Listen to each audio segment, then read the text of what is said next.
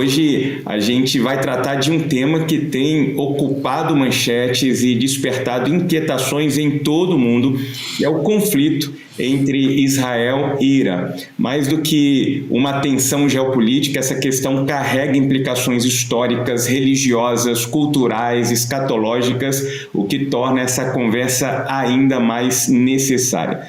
E para nos ajudar a compreender esse cenário complexo, nós temos a honra de receber um dos mais respeitados estudiosos da Bíblia e da cultura judaica no Brasil, o teólogo, hebraísta e tradutor, pastor Luiz Saião.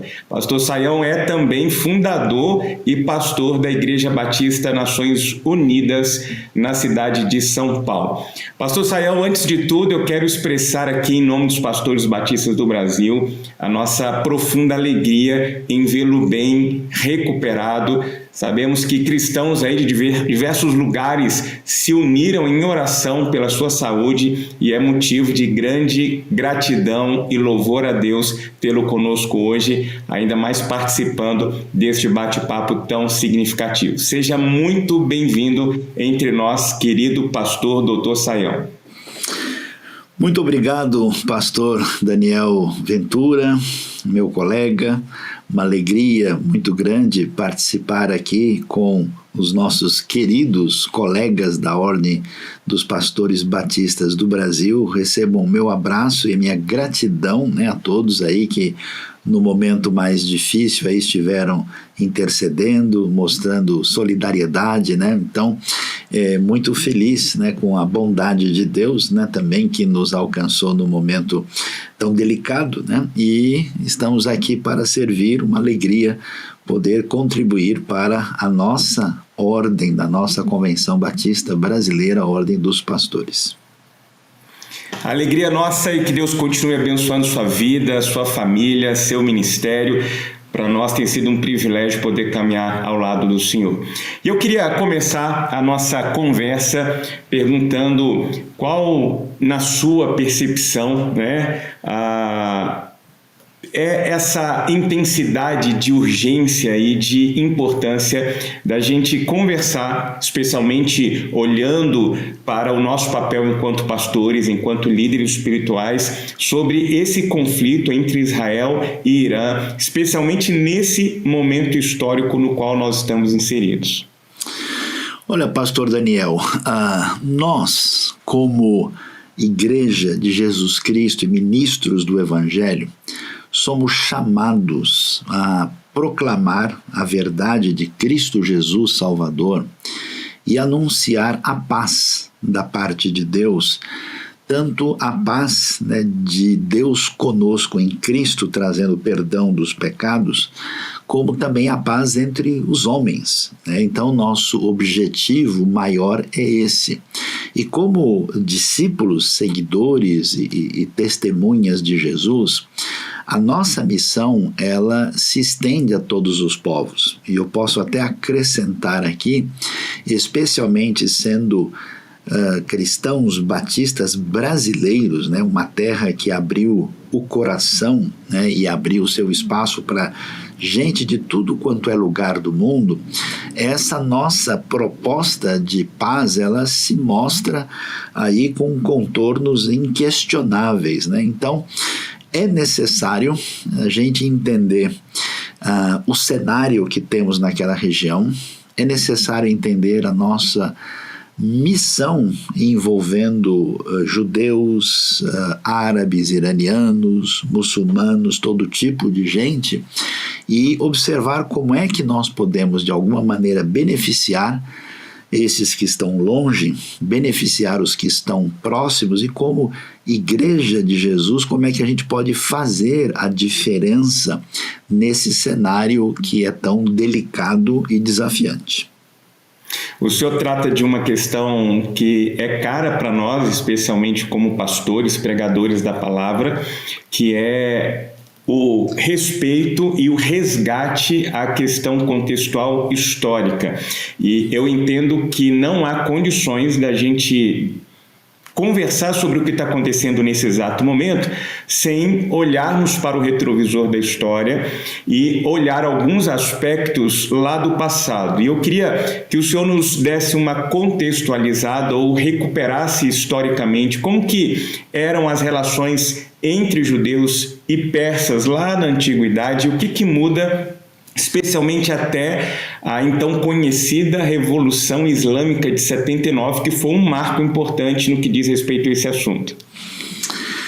Então, desde do tempo histórico mais antigo, né, quando os persas, né, que reuniram aí um império poderoso, que foi chamado Império Medo-Persa, que começa a se expandir a partir do século VI a.C., né, e vai dominar toda a região do Oriente Médio principal, do Levante ali, né, naquela área onde está Israel, Palestina, Jordânia, Líbano hoje, o Egito, chegando até mesmo à Europa, as terras gregas. E é interessante que nem todo mundo está ciente disso, os persas são uma civilização diferente, né? Porque naquela região as antigas civilizações eram semíticas. Então você tem o antigo Império Assírio, babilônico, né, que tem uma certa proximidade cultural maior com o mundo do Israel antigo. Já os persas não, os persas são parentes dos indo-europeus, têm uma língua totalmente diferente, uma cultura peculiar, desenvolveram um império muito bem estruturado, organizado. No período dos persas é que surgiu a moeda, surgiu uma organização administrativa extraordinária nas famosas satrapias, né, que existiam, com um sistema de correio muito eficiente. E eles só foram suplantados com o surgimento da expansão grega, né, helenística, e de Alexandre o Grande, né, que tomou o lugar. E as relações com o antigo Israel, elas sempre foram muito favoráveis, né, excluindo, né, o caso lá de Amã, daquela situação bastante incômoda que nós encontramos no livro de Esther. Os persas foram os grandes libertadores dos judeus desde a época do Ciro o Grande, né, que no ano 538 permite que os judeus voltem para a terra de Judá e Jerusalém e possam reconstruir o templo. Está lá no Museu Britânico até hoje o famoso cilindro de Ciro, né, que tem muita sintonia com o relato bíblico de Crônicas. Então, essa conexão foi muito favorável, né? Também a própria Esther, a história da rainha Esther, né? Se casando lá com o rei Xerxes, né? Tudo isso fica muito marcado na história e de modo geral, isso ganha um destaque mais significativo quando toda a tradição antiga diz que os magos que vieram do Oriente eram persas, né? Inclusive isso foi que protegeu, por exemplo, a famosa Igreja da Natividade em Belém de ser destruída, né? E quando a gente vê o Espírito Santo no Pentecostes, em Atos 2, lá você vê referência também à Pérsia. Então, a Pérsia tem muita coisa extraordinária e favorável. Depois da expansão romana na região, que trouxe a rivalidade entre o Império Parto, né, e o Império Romano, e o Evangelho não cresceu tanto naquela região, até por esse perfil geopolítico da época.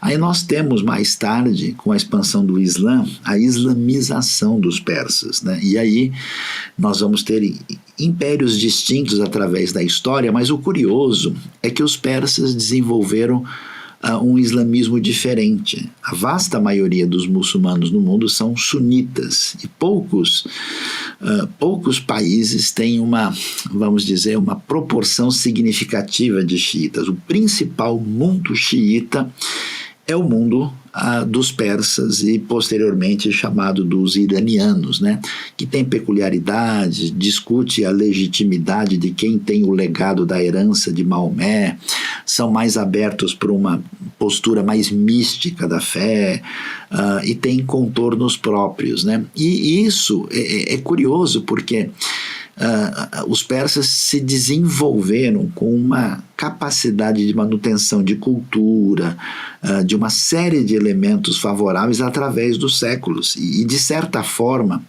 esse legado que veio desde a antiguidade atravessou os séculos e chegou até o século XX. Mesmo com a influência das potências europeias na região, nunca que eles tiveram um domínio completo sobre a antiga Pérsia, né? Quando nós temos esse cenário de influência ocidental maior na região, o mundo muçulmano teve uma reação forte aos desdobramentos não só do Ocidente, mas da cultura mais contemporânea, que trouxe, de um lado, uma proximidade com essa realidade, mas também uma reação que permitiu os desdobramentos, vamos dizer, dos movimentos religiosos mais radicais. Isso aconteceu em diversos cenários, né? E no ambiente persa, no Irã, havia uma série de coisas que deveriam ter sido melhoradas na época do Mohammad Reza Pahlavi, né, que era o antigo Shah. Isso não aconteceu. E nesse vácuo, vamos assim dizer, o Ayatollah Ruhollah Khomeini, como era chamado, né, conseguiu, né, articular uma revolução, e uma revolução religiosa que tendia a uma teocracia mais definitiva, né, um regime assim, baseado num controle total da religião na sua face mais radical. E isso aconteceu em 1979, como você mencionou. Só que, anteriormente, as relações, apesar de serem tumultuadas no Oriente Médio, com Israel, né, que passou a ser nação independente ali em 1948, as relações eram muito boas. Petróleo era trazido do Irã para Israel. Havia um livre trânsito, era comum gente sair de Tel Aviv para Teherã, de Teherã para Tel Aviv, né? O Irã tinha uma face assim que não era tão diferente de certos ambientes europeus. Depois dessa mudança político-religiosa, aí as coisas foram indo numa outra direção. E esse perfil ressentido desse governo entendeu que o Ocidente seria uma ameaça para os seus ideais e, principalmente, os Estados Unidos, né, sendo a principal caracterização desse mundo ocidental mal visto, e Israel como seu aliado. E a partir daí, então, houve todo um desdobramento de oposição, né, a Israel e aos Estados Unidos, e uma tentativa de elaborar alguma coisa para minimizar ou até mesmo dar fim à presença do Estado de Israel na região do Oriente Médio.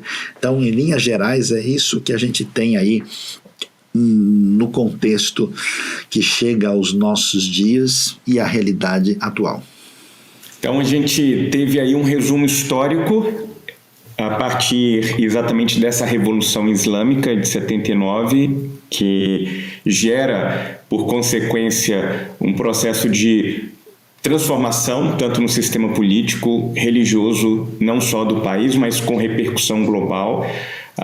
O senhor faz citação aí não só do estabelecimento dessa República Islâmica, o próprio rompimento com o Ocidente, essa inspiração para movimentos islâmicos, tensões com os próprios países árabes sunitas e esse crescimento de antagonismo com Israel, com os Estados Unidos. E a minha pergunta é como que o Irã tem entendido a sua influência desde então, por meio não só deste evento, mas daquilo que é também conhecido como guerras por procuração. O senhor pode falar um pouquinho disso para nós? Então, a gente quando olha de longe, a gente meio que acha que todo mundo ali é mais ou menos a mesma coisa, né? Sei lá se é judeu, sei lá se é árabe, se é turco, né? Como dizia um conhecido meu, falou, olha, todo mundo ali daquele lugar tem loja em algum lugar, né? Falei, não é a maneira mais fácil de identificar o pessoal. Então, assim, a gente tem os grandes atores internacionais com influência geopolítica maior no mundo, que nós sabemos, claro, os Estados Unidos, a Rússia, a China, né, num grau menos determinante, e também a União Europeia, né? Só que existe o que a gente pode chamar de atores regionais de influência maior. Num certo sentido, a gente pode destacar como Israel sendo um ator, porque Israel tem uma economia forte, tem uma condição de um Estado bem estabelecido, e tem um impacto ali na região. E, claro, Israel é muito diferente dos outros atores, que a gente pode destacar: a Turquia, o Irã e a Arábia Saudita. A Arábia Saudita, por ser, né, um país riquíssimo, né, com muitas reservas de petróleo, que tem caminhado numa direção curiosa de modernização e uma certa proximidade com o Ocidente, é uma forte aliada, inclusive dos Estados Unidos. Enquanto que a Turquia, né, que tem um papel assim tanto curioso, porque a Turquia é o que sobrou do antigo Império Otomano, né, que foi um império poderoso que dominou toda a região, né, teve 400 anos de domínio sobre os países árabes e sobre a terra de Israel. Então a Turquia ela vive assim entre a nostalgia de um grande passado e o seu papel no presente, mas ela quer ter um papel determinante, e ao mesmo tempo é curioso como às vezes o governo turco conversa bem com a Rússia, teoricamente tem uma boa relação com a Europa e com os Estados Unidos, existem bases americanas na Turquia, e ao mesmo tempo, outra coisa diferente é que os turcos não têm nada a ver com os judeus e nada a ver com os árabes, eles são uma outra etnia que tem origem lá na região da Ásia Central, perto da China, né? Uma outra cultura, uma outra realidade. Então, a Arábia Saudita, que é um país árabe mesmo, e o Irã, que tem um perfil diferente, que não tem nada a ver com o turco, nada a ver com o judeu e nada a ver com o árabe. O que acontece? O Irã é uma das maiores reservas de petróleo, tem um legado de civilização. Os iranianos, ao contrário do preconceito do Ocidente, é gente bem preparada, muitos iranianos têm um perfil, vamos dizer, de formação de educação elevada, né? Porque a gente tem esse estereótipo, né? Naqueles lados só tem camelo, areia, né? Por causa dos filmes, mas é um povo que tem um legado histórico significativo. E aí uma das coisas que atinge certos ambientes onde você tem um islamismo religioso é esse sonho de um grande califado, né? De uma espécie de influência da antiga teologia salafista ou wahhabista, né? Que a gente vai conquistar e vai ter um domínio. Então, o Irã, se a gente pensar bem, os grandes centros de, vamos dizer, de peregrinação islâmica no mundo são Meca e Medina. Os dois estão nas mãos da Arábia Saudita. Aí você olha a Turquia e o Irã, eles não têm nenhum centro assim extraordinário. E no passado a Turquia dominou Jerusalém. Então não há dúvida de que Jerusalém, além de toda a questão religiosa por si só, vamos dizer, é um lugar extremamente cobiçável do ponto de vista de centro religioso para todo mundo. Então imagina só se na cabeça do regime iraniano xiita, se a gente um dia domina Jerusalém e faz lá um outro centro de expansão religiosa, coisa que também existe em certa medida no ambiente turco. E isso então está presente, e nesse processo existe um caminho de xiita religioso ligado ao movimento do Irã, que passou nas últimas décadas pelo Iraque, chegou à Síria e entrou no Líbano, particularmente no sul do Líbano, e ajudou a formar a famosa milícia do Hezbollah. Ao mesmo tempo, apesar de a gente achar estranho isso, esse mesmo regime armou e articulou o que nós vimos na faixa de Gaza. Curiosamente, a faixa de Gaza é sunita. E ali você tem o povo árabe palestino que não tem qualquer conexão real com o Irã. Mesmo assim, no meu entendimento, o que o regime do Irã pensou? Precisamos usar esse pessoal em função dessa relação de conflito histórico recente com Israel e usar essa causa para os nossos objetivos.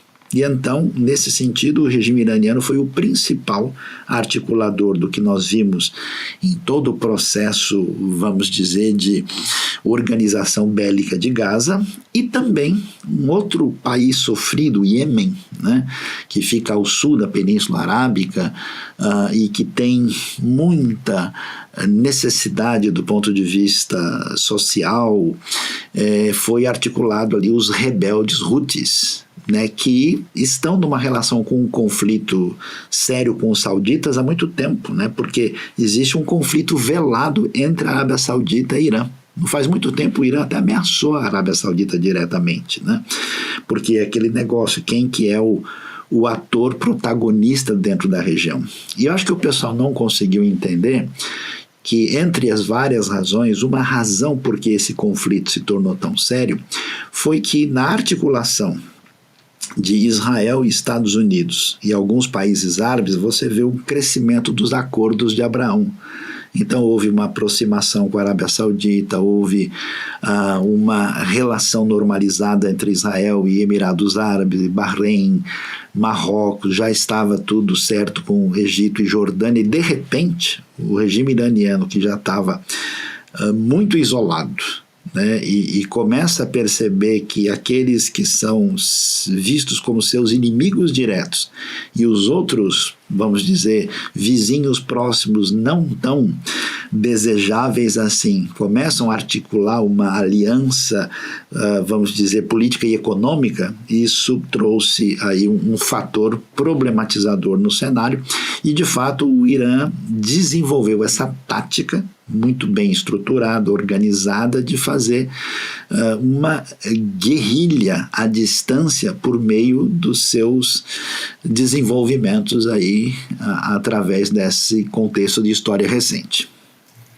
Que aula que estamos recebendo aqui com o nosso querido amigo pastor, Dr. Luiz Saião, olhando aí para a história e recuperando alguns aspectos para que a gente consiga compreender esse conflito existente e que tem impactado aí as notícias em todo o globo entre Israel e Irã. Eu queria agora, pastor Saião, jogar um pouco mais de luz para que consigamos enxergar alguns aspectos teológicos e ideológicos em meio a tudo isso. O xiismo duodecimano, que é esse ramo majoritário do islamismo xiita e a religião oficial do Irã, juntamente com a crença na figura de Muhammad al-Mahdi, constitui um dos pilares centrais da teologia da identidade religiosa do Irã. Esses elementos ajudam, pelo que me parece, a compreender um pouquinho essa visão do mundo político-religioso que sustenta o regime iraniano. Como que isso alimenta o discurso atualmente contra Israel? Então, esse processo de radicalização teológica dentro desse ambiente xiita, e vamos dizer, as religiões monoteístas, elas são fortemente escatológicas, né? E às vezes a gente não, por exemplo, o pessoal leva um susto enorme quando a gente diz, conforme a tradição islâmica, eles estão esperando a volta de Jesus, né? Falo, como? Porque eles imaginam que Jesus volta para converter todo mundo ao islamismo, né? Então essa expectativa messiânica existe. E aí, quando você vê um contexto islâmico que parece, né, porque uma boa parte, tanto do contexto xiita, mas também fora dele, essa prosperidade do Oriente Médio em função do petróleo e criando uma atmosfera de expectativa, ela trabalha nessa direção. E, de repente, né, você tem alguns incômodos. E o maior incômodo nesse processo é a presença de Israel. E Israel incomoda em diversos aspectos, né? Incomoda, primeiro, que não é, né, uma comunidade que está dando qualquer atenção diferenciada ao Islã. Pelo contrário, é visto como alguém que prejudica o islamismo. Além disso, se você vai ver Israel de perto, Israel se parece com um país ocidental, porque mesmo que haja uma população religiosa com todas as suas características, a maioria da população de Israel vive como vive um brasileiro, um grego, um italiano. Você vai andar pelas ruas de Israel, parece que você está numa cidade. Então, assim, aquela maneira de viver no mundo mais, digamos, moderno e contemporâneo, ela de alguma maneira é ofensiva, né? Então, a expectativa desses grupos muito radicais é que a gente tem que purificar o cenário. E com essa expectativa escatológica, a impressão que dá com uma certa prosperidade à nossa volta e com a capacidade de exercer uma guerra que seja considerada santa, ela é facilmente multiplicável em adeptos, né? E uma das coisas que esses regimes fazem é transformar o ambiente de educação e de formação com uma voz só. Então você não tem chance de ouvir um discurso distinto, você não tem condições de olhar outra perspectiva, né? Existe um controle cada vez maior do Estado, do centro de comunicação. Então isso para arregimentar, né? Trazer as pessoas com esse pensamento escatológico mais acirrado e tendo um corpo estranho na região, então é um fator assim que claramente vai na direção de facilitar com que muita gente se envolva com essa espécie de proposta que aparece no horizonte. Eu queria olhar agora o outro lado da moeda, porque sabemos que o sionismo, que é esse movimento nacionalista judaico, e o jihadismo, que é a ideologia político-religiosa que acaba defendendo o uso da violência para estabelecer o Estado Islâmico, eles se confrontam como ideologias absolutas. A minha pergunta, pela experiência e os estudos do senhor, há alguma possibilidade de espaço para diálogo em meio a isso? Olha, primeiro, assim, é muito limitado a gente pensar em sionismo e pensar em jihadismo, né? Então, assim, acho que uma das coisas complicadas do Ocidente é a facilidade da gente ler apressadamente os ambientes de uma maneira a partir de estereótipos, né? Então, por exemplo, olha que coisa, eu tenho estado em diversos países muçulmanos, e uma coisa curiosa é que uma boa parte dos países muçulmanos na região, eles são muçulmanos, vamos dizer, culturais e nominais. Eu estive num país muçulmano, por exemplo, onde a maior parte da população realmente parece muito ligada ao Islã. Numa conversa pessoal, eu perguntei para um indivíduo, ele falei, escuta, como é que é o pessoal aqui? Quanto por cento da população, de fato, é dedicada à religião? Uns 30%? Ele falou, não, uns 15%. Numa revista em Istambul, falando sobre a juventude turca recente, um artigo que eu li lá dizia que 85% dos jovens turcos abaixo de 25 anos não acreditam em coisa alguma.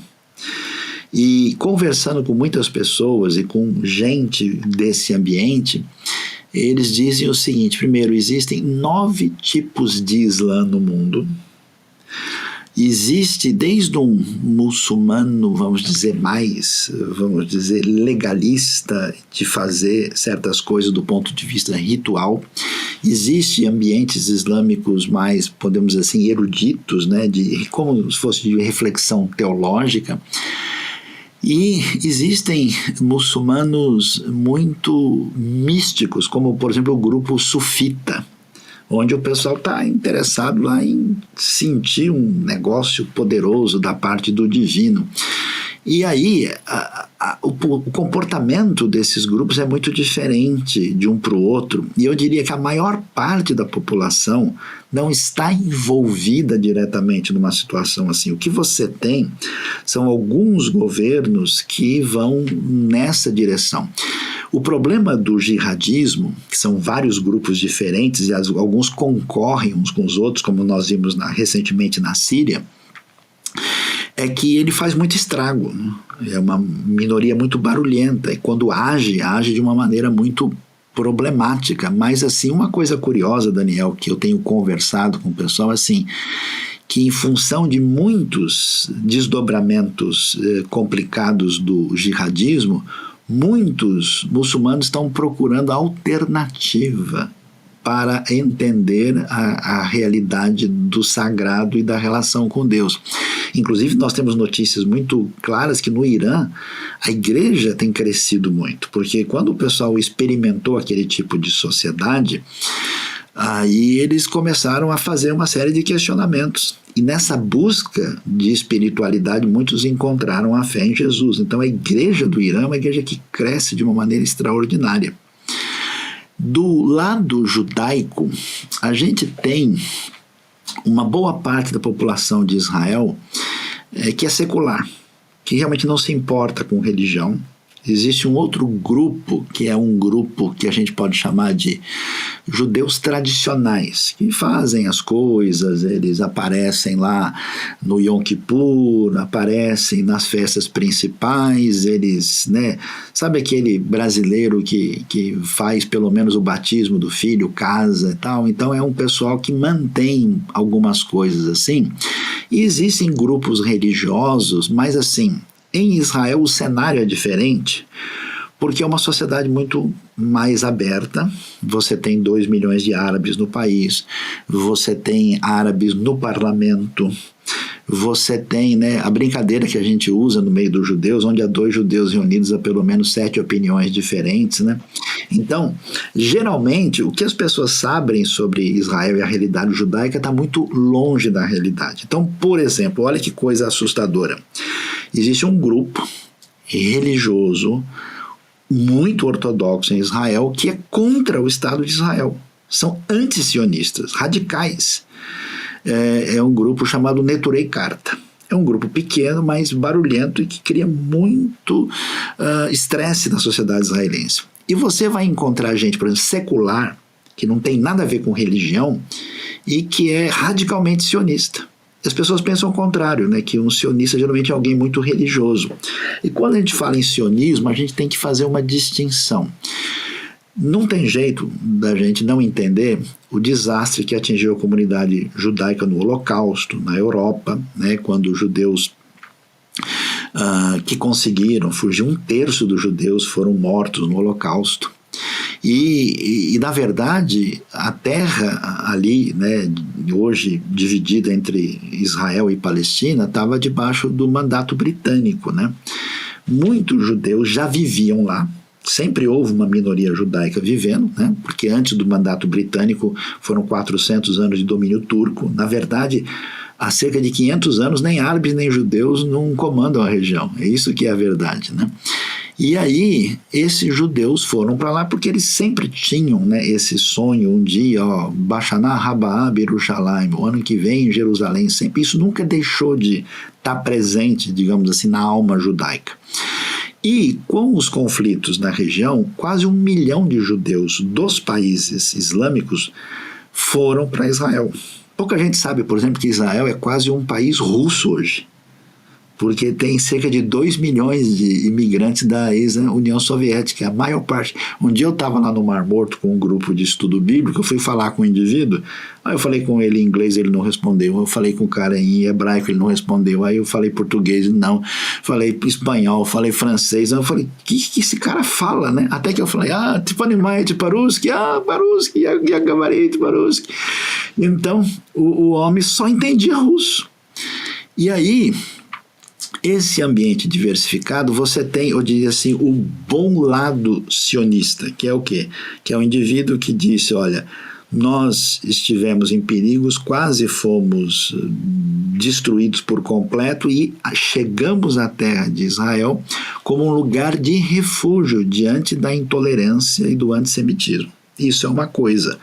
E o ideal seria que tanto árabes como judeus achassem um caminho de paz para uma convivência ali na região que beneficiasse as duas comunidades predominantes. Só que é verdade que existe, né, o que a gente pode chamar nos grupos mais radicais da sociedade israelense. Eles são minoria, mas eles existem. são os grupos que no final das contas dizem, olha, quanto antes a gente puder ficar livre desses indivíduos, melhor para a gente.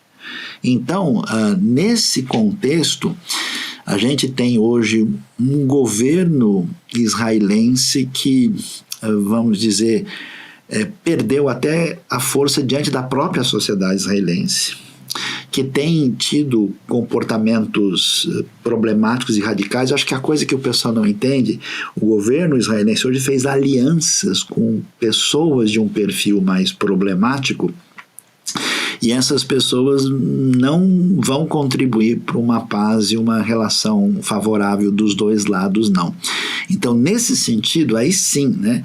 Porque quando a gente usa a expressão nacionalismo, aí você pode ter interpretação dupla, né? De alguém que está defendendo a nação, que ela esteja segura, ou um nacionalismo no seu enfoque mais problemático, que é dizendo, a gente, é só a gente, quem está diferente a gente coloca fora. Então, a coisa realmente está problematizada. O que eu acho mais triste e dolorido da minha parte, porque eu tenho trabalhado ministerialmente com judeus e muçulmanos, com israelenses e palestinos. Eu ajudei gente a sair de Gaza. Eu tenho ajudado crianças de Gaza por mais de 10 anos. E tenho trabalhado com judeus. Então, assim, eu acho que o amor de Cristo não encontra face que a gente deve escolher dizendo esse sim, o outro não. Então, nesse sentido, o que eu fico triste, assim, eu conheço o pessoal que estava na fronteira do ataque.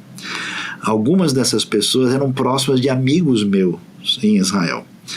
E ali a gente viu que eram judeus pacifistas, judeus que ajudavam essas pessoas a ir para o hospital, que faziam de tudo para tentar semear a paz entre as duas comunidades. Essas pessoas foram brutalmente assassinadas. E aqueles indivíduos mais problemáticos e que realmente dizem, olha, é só a gente, ponto final, e que tem uma tendência a uma intolerância maior, esse pessoal quase não teve qualquer desdobramento, entendeu? Então, de fato, eu imagino que quando tivermos uma mudança no governo israelense, acho que as coisas vão numa direção diferente, né? Eu acho que de um lado a gente deve entender que Israel tem direito à existência, né? Eu acho que o antissemitismo é um problema sério. Quando a pessoa tem uma antipatia, ela pode, né, multiplicar isso para dizendo, tá vendo, olha, esse cara aqui é judeu, então meu amigo, ponto final, não quero mais conversa. E do outro lado, a gente tem que ter uma atitude bondosa.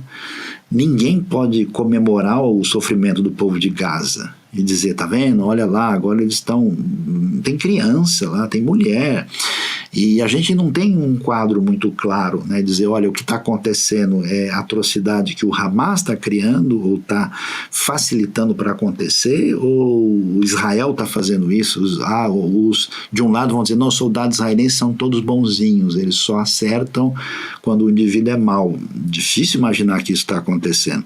E também não dá para imaginar que o pessoal do perfil do Hamas está fazendo um jogo limpo. Então a gente deve, assim, pedir a Deus que definha a guerra, que Deus abençoe o povo judeu e abençoe o povo palestino e ser, vamos dizer, cidadão da paz e de uma atitude de misericórdia, socorrendo quem tiver numa situação de sofrimento, independentemente da face, do rótulo e da identidade dessa pessoa.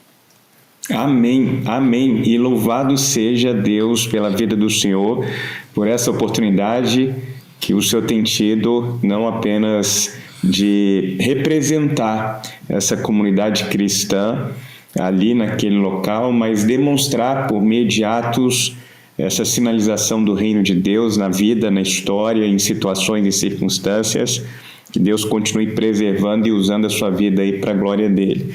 Eu queria, ainda nessa direção que o senhor colocou, porque sempre que surgem novos conflitos no Oriente Médio, muitos cristãos tendem a associá-los imediatamente a profecias bíblicas.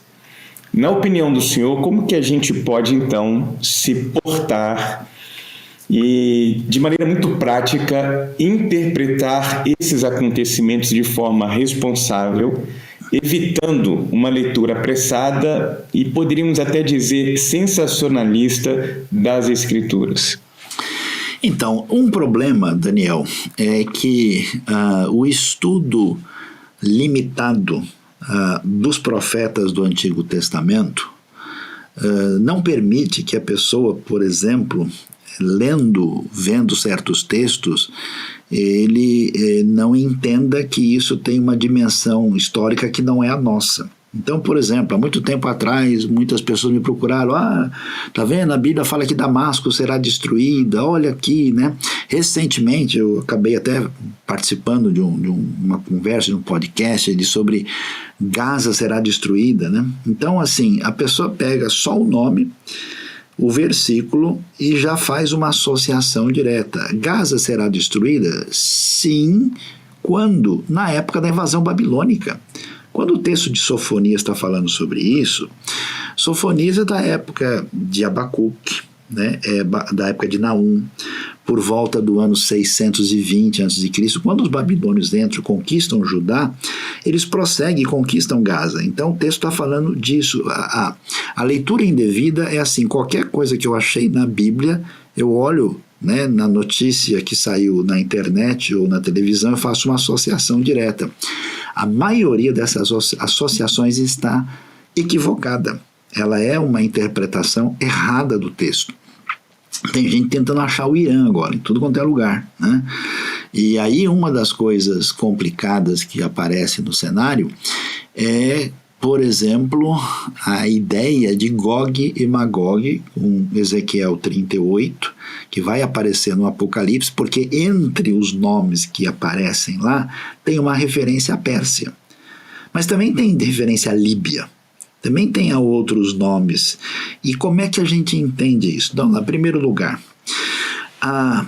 essas referências que estão lá, elas são dadas numa literatura, principalmente profética, às vezes, como é no caso do Apocalipse, apocalíptica, e a ideia é a seguinte: você tem a terra de Israel aqui no ambiente bíblico, e você tem a relação de circunvizinhança dessa terra. Então, eles apresentam referências geográficas daquilo que está em volta. Isso não significa que os que estão em volta hoje são as mesmas referências do passado. E essa literatura não tinha intenção de apresentar uma proposta excessivamente literalista. Quando você tem textos proféticos, eles também falam que as árvores vão bater palma, falam que as montanhas vão saltar como o cordeiro. Então você tem que ser cauteloso em relação a isso, né? É igual o negócio da profecia de que o Mar Morto está voltando à vida por causa de Ezequiel. Só que em Ezequiel, a água que vai encher o Mar Morto, ela sai de dentro do templo, né? E se a água do templo chegar na altura lá, 800 metros, Israel todo fica debaixo d'água. Então as coisas não têm assim uma coerência muito adequada. E qual é o caminho que o pessoal toma? Uma interpretação geográfica imediatista. Quem é que está aqui? Então já sei, olha, isso aqui deve ser a Rússia, porque vem do norte, mas tem tanta coisa ali no norte para chegar na Rússia, né? Não, então citou o Irã está aqui. Não, citou isso. Então fica um adivinhômetro geográfico. Aí quando isso não dá certo, o que eles fazem? Tentam associar as referências com povos da região. Então, por exemplo, ao norte não tem nem sinal de eslavo e de Rússia nos tempos bíblicos, mas, bom, quem está para aqueles lados? São eles? Então devem ser eles aqui. Quando o pessoal, por exemplo, fala em Gaza, muita gente fala, Sayão, me diga, isso é verdade? Os palestinos não são descendentes dos filisteus? Não tem nada a ver com filisteu. Mas até o nome parece. Tudo bem que parece, mas filisteu era de origem grega. Amós capítulo 9 deixa claro, Palestina hoje é árabe misturado com minorias da região, não tem nada a ver. E eu acho isso problemático porque a gente não chega no lugar adequado. Agora, eu entendo, né, porque eu acho que existe uma radicalização teológica que diz o seguinte: ou Israel porque a maioria dos judeus não creu em Jesus, não significa mais nada e a gente lança fora da Bíblia, ou Israel é tudo e a gente precisa virar judeu e botar um quipá na cabeça e começar a falar hebraico. Não é assim. Então, assim, eu entendo que Israel faz parte do plano de Deus, até porque o Deus que tem misericórdia de nós e mantém a sua palavra de aliança para conosco, não se esquecerá do que ele começou a fazer na história da redenção na vida dos nossos irmãos mais velhos. Então eu não vejo assim o povo gentil tomando o lugar dos judeus, eu vejo uma inclusão, o corpo de Cristo com os judeus e gentios. Então Deus tem plano para Israel até chegar à sua redenção, o que não significa que tudo que Israel faz está certo. Não significa que Deus só conversa com as pessoas em hebraico. Não significa que você tem que se judaizar. Paulo diz para os Gálatas, pessoal, não precisa nada disso.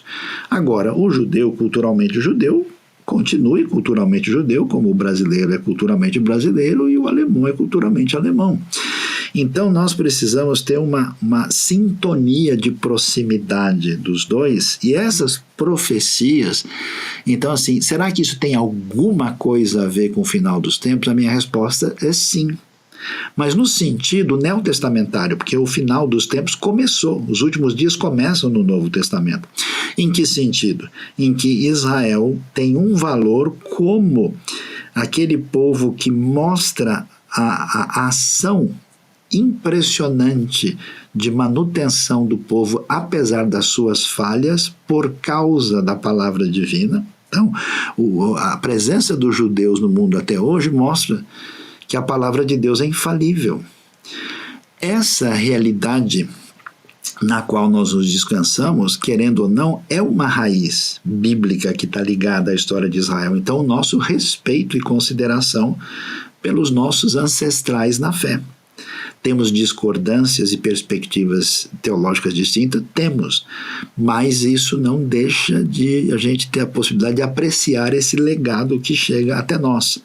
E nesse sentido, Israel é um sinal na história, não por causa do mérito do povo, mas por causa daquilo que Deus fez. Então, quando o mundo se tornar cada vez mais perverso numa direção de oposição a Deus, ele vai se voltar contra tudo que tem a ver com a história de Deus, contra a pessoa de Jesus, contra as comunidades da fé, contra os cristãos verdadeiros, contra a herança ética, religiosa e teológica da tradição judaica. Então, nesse sentido, um ressentimento irracional contra a comunidade cristã e contra o povo judeu, eu acho sim que tem um fundo espiritual que precisa ser considerado. Agora, qualquer ressentimento gratuito contra qualquer povo não pode ter origem em Deus. Isso não faz parte da proposta da fé de modo nenhum. Agora, quando você lê o Apocalipse, que fala de Gog e Magog, ele diz o seguinte: as nações dos quatro cantos da terra. Então, no meu parecer escatológico, nessa história não tem bonzinho.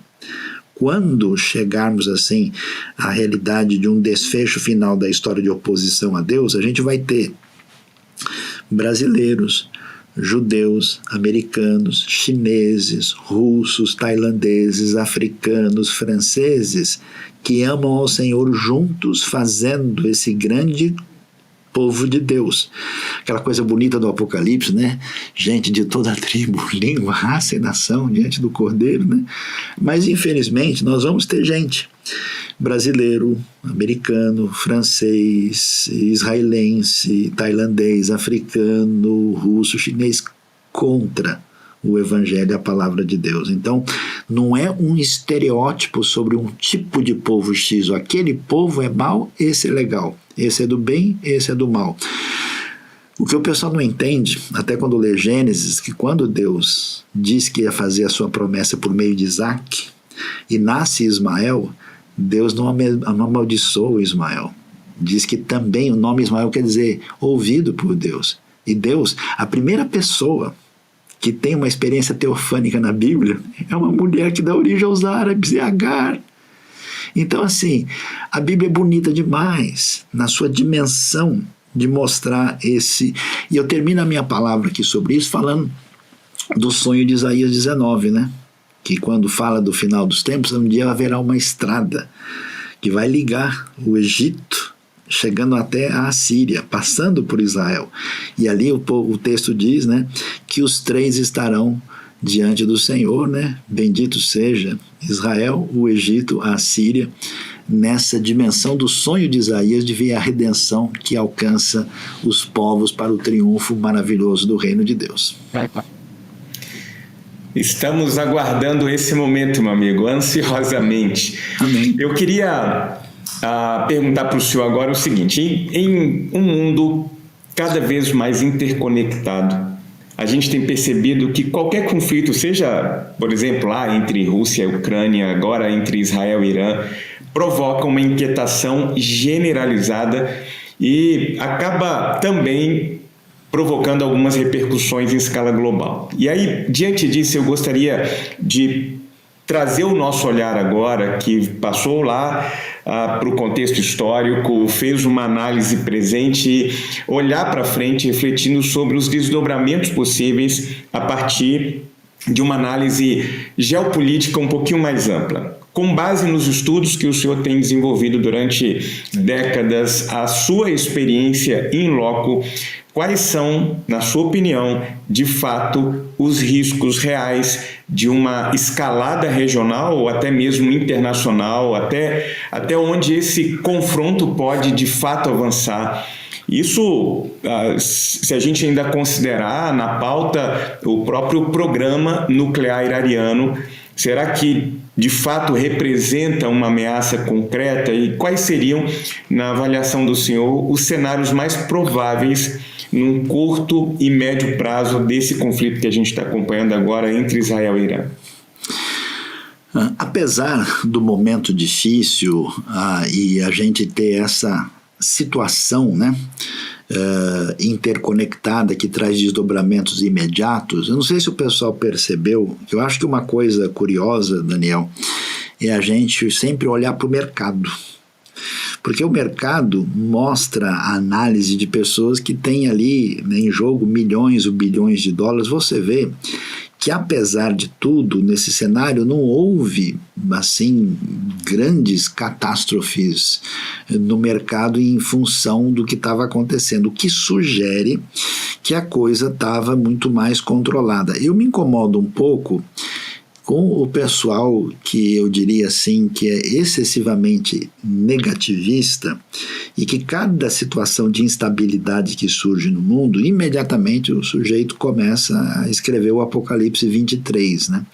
E tentar dizer, não, isso, então é o Afeganistão, não, imagina, quando caiu lá, entrou o Talibã, já teve um monte de gente que já fez uma série de considerações. Eu acho que duas coisas que o pessoal fica assim enfatizando e que não faz muito sentido. Primeiro é a sugestão de que nós estamos à beira de uma unidade mundial, numa nova ordem que vai governar e vai dominar tudo e nós seremos dominados. Bom, se o pessoal tem temor disso mesmo, para começar não devia ter nem usando o smartphone, porque isso é realmente o controle que pode haver sobre você.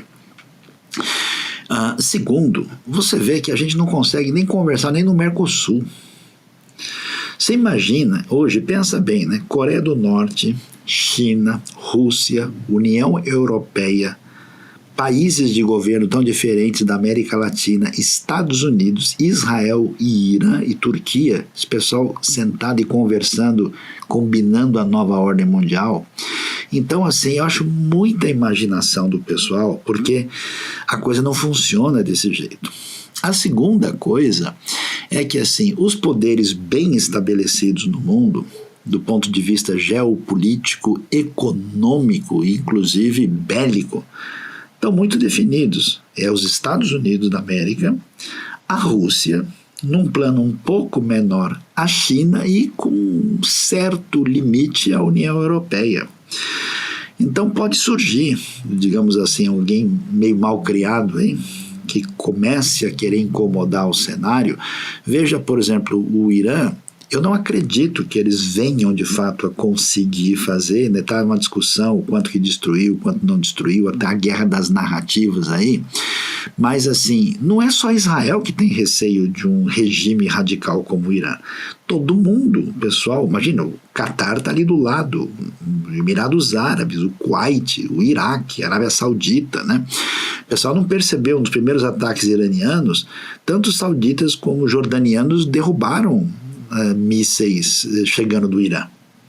Então, assim, eu não acredito que eles venham ter condição. O único país, assim, que abriu claramente, né, uma palavra elogiosa ao Irã, de um lado foi a Coreia do Norte e o outro foi o Paquistão, mas daqui a pouco o Paquistão fechou a fronteira.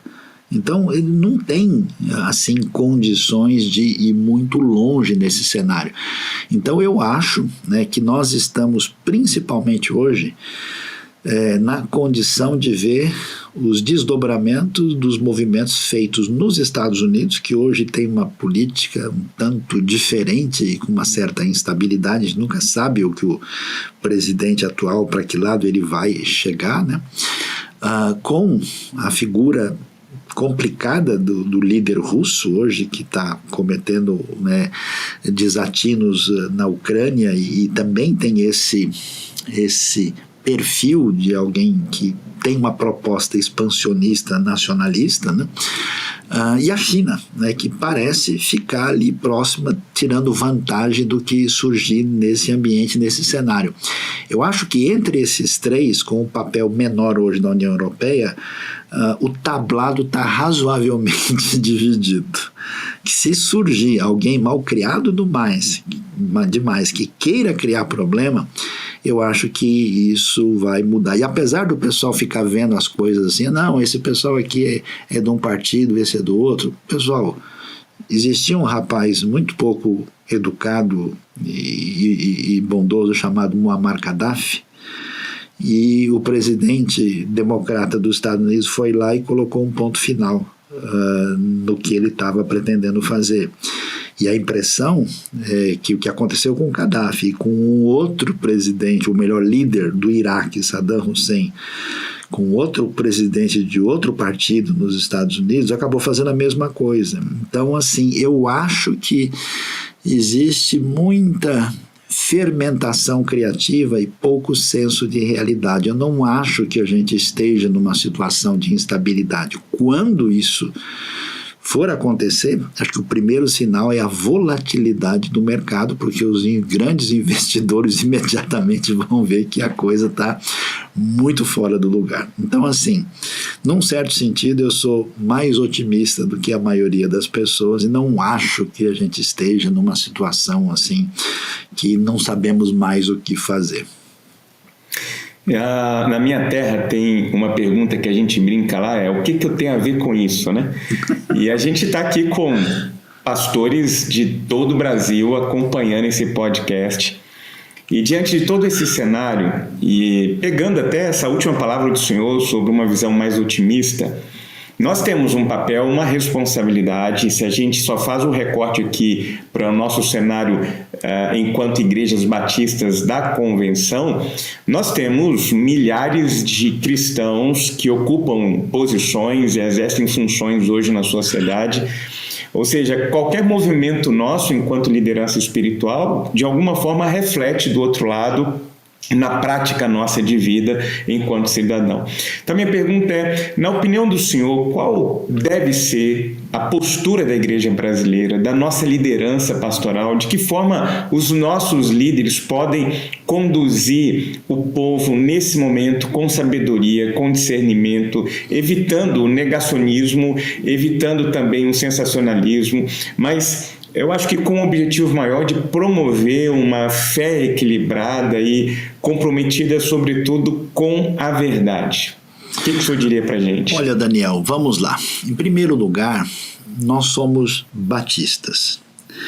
Antigamente, o nosso apelido eram os Bíblias. Exato.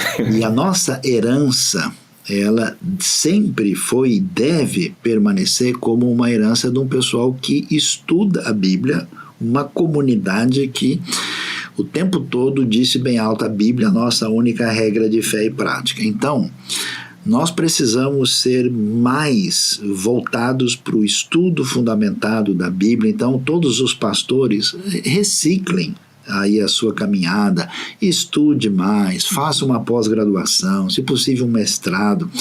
Não fique aquilo, olha, eu tenho um conhecimento básico e tá bom demais. Então, porque o aprofundamento, que é a mordomia do nosso entendimento, é muito importante, porque quando alguém tem uma fragilidade teológica maior, ele fica à mercê dos discursos radicais e sensacionalistas e desequilibrados, né? A segunda coisa, não podemos permitir a importação de qualquer tipo de conflito étnico, político, de qualquer outra natureza, ou até mesmo conflito de posições teológicas belicosas para o nosso ambiente, o nosso contexto, o nosso rebanho. Então, quando, por exemplo, alguém vai lá e diz, não, olha, eu sou 100% pró-Israel e seja o fim da Palestina. Não, eu sou totalmente a favor da Palestina e fora com o sionismo. Quando você entra nessa postura, né, de fazer com que aquilo que nos diferencia seja mais importante do que o que nos une, aí a gente vai prejudicar a nossa caminhada como missão, né? A Igreja de Cristo tem missão definida, tem propósitos específicos, então a gente precisa claramente perceber isso. Terceiro, a grande diferença nossa vai estar na nossa expressão concreta da graça de Deus, que se traduz em atos de misericórdia. Então, por exemplo, essa confusão no Oriente Médio e em outros lugares tem trazido refugiados ao Brasil, tem trazido pessoas que têm aí a condição de ter um contato com uma igreja evangélica. Olha que coisa interessante, eu tive uma vez em Israel, encontrei lá um judeu muito crente, e quando ele perguntou de onde a gente era, ele falou que era do Brasil. O cara começou a se emocionar e chorar, e eu falei, mas por quê? Ele falou, porque o meu avô conheceu a Jesus porque ele fugiu do holocausto nazista e acabando se refugiando, acabou no Brasil. E lá ele entrou numa comunidade no interior de São Paulo, onde tinha uns americanos, e perguntaram para ele, você é o quê? Você é católico ou é protestante? Eu não sabia direito o que era, mas eu sabia que eu não era católico, então eu falei, sou protestante, e me encaminharam para lá. Quando eu comecei a frequentar aquele ambiente e escutei as mensagens e vi como aquele povo era, eu abri meu coração e eu conheci a Jesus. Então ele diz, o meu avô conheceu o Messias de Israel no Brasil. Rapaz, o que foi aquilo? Então, a gente precisa ter essa visão de que isso abre uma oportunidade para a missão. E aí a outra coisa especial que eu acho o seguinte, Daniel, a gente tem complexo de que a gente acha que a gente não está com nada, mas olha, eu já andei em 65 países do mundo. E quando a gente chega lá fora, você fala, eu sou do Brasil, o pessoal sorri na hora, o pessoal trata você diferente, aí eles começam a falar de futebol, eles começam assim em vários lugares, inclusive eu tive experiência isso com amigos palestinos, com amigos árabes, até com Israel. Uma vez eu estava no Egito, e quando eu cheguei e falei com o cara que era do Brasil e parabenizei que o Egito tinha ganhado a Copa da África, ele falou, olha, como você é do Brasil e gosta da gente, tem um lugar aqui que ninguém pode entrar, mas eu vou levar você lá só por causa disso. E eu, Brasil, eu. Então, o que eu acho legal nesse negócio é que nós temos uma oportunidade missionária e missiológica como ninguém. Lá fora, nos países sofridos, na Copa do Mundo, todo mundo torce para o Brasil. A gente é como o representante desses povos mais vulneráveis do mundo. E a gente não pode, em nome, né, de uma confusão que a gente às vezes nem tem como dar o tom certo por não estar acompanhando de perto, a perder essa oportunidade, né? Então eu percebi isso, que em vários lugares do mundo, né, eu chegava lá e por ser brasileiro eu podia falar do evangelho abertamente, inclusive em ambiente islâmico. Eu fui comer na casa de uma família palestina e eles me trataram como se eu fosse a pessoa mais legal do planeta. Falei que estou enganando eles direitinho, né? Eles não sabem, né, que eu não sou nada disso. E lá, terminando, o rapaz vira para mim e fala: aqui é a sua casa. Se você chegar aqui, você só avisar, entendeu? Você tem uma família aqui na parte árabe de Jerusalém. Então, quer dizer, e ao mesmo tempo também tive essa recepção no contexto judaico em outros lugares do mundo. Então a gente pode ver como brasileiro, nós temos uma oportunidade missionária diferente. E nós, através da nossa Junta de Missões Nacionais, da Junta de Missões Mundiais, nós precisamos ver isso como uma grande oportunidade que Deus nos dá e uma responsabilidade para a igreja brasileira, deixando, né, diferenças de lado e anunciando a verdade do príncipe da paz. Amém, amém. Que coisa linda, meu amigo, que coisa linda. Obrigado por compartilhar. Eu posso afirmar, pastor Sayão, que conversar com o Senhor é experimentar o Kairos. A gente está aqui há mais de 1 hora e a sensação de que a gente acabou de sentar para ter essa conversa rica e esclarecedora. E para a gente encerrar, e a gente infelizmente precisa encerrar, eu queria que o senhor deixasse aí uma mensagem para os nossos ouvintes. Temos aqui cristãos, pastores, líderes de todo o Brasil. Que palavra o senhor deixa aí para essa turma diante de tudo aquilo que a gente conversou aqui?